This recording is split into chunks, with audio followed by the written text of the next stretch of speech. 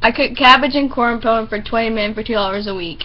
But then the mill closed down, and my husband had already been out of work for some time. We were on the point of starvation. We were so hungry, and the children were getting so weak, that after I had crapped off the last leaves from the collard stalks, I couldn't wait for new leaves to grow back. I dug up the collards, roots and all. After we ate that, there was nothing else. As I said, there was no way of knowing whether hard times was existing around the world, because we did not then have a television set, and we had sold the radio. However, as it happened, hard times hit everybody we knew in Cherokee County, and for that reason the government sent food stamps, which you could get if you could prove you were starving.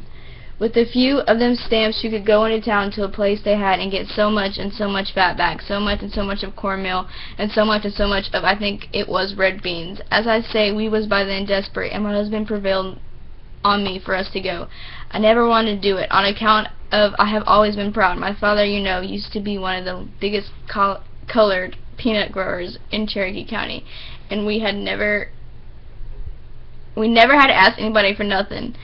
Well, what had happened in the meantime was this. My sister Carrie Mae, a tough girl if I remember right, said, "Tonty Rosie, yes, Miss Kim Huff, bright, full of spunk." Well, she were at the time living in the north, in Chicago, and she were working for some good white people that give her their old clothes to send back down here. And I tell you, they were good things, and I was glad to get them. So as it was getting to be real cold, I dressed myself and my husband and the children up in them clothes.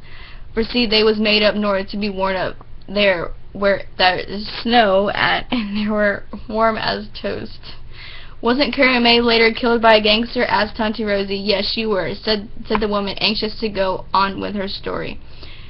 He were her husband. Oh, said Tonty Rosie quietly. Now, so I dresses us all up in our new finery, and with our stomachs growling all together, we goes marching off to ask for what the government said was due us, as proud as ever we knew how to be.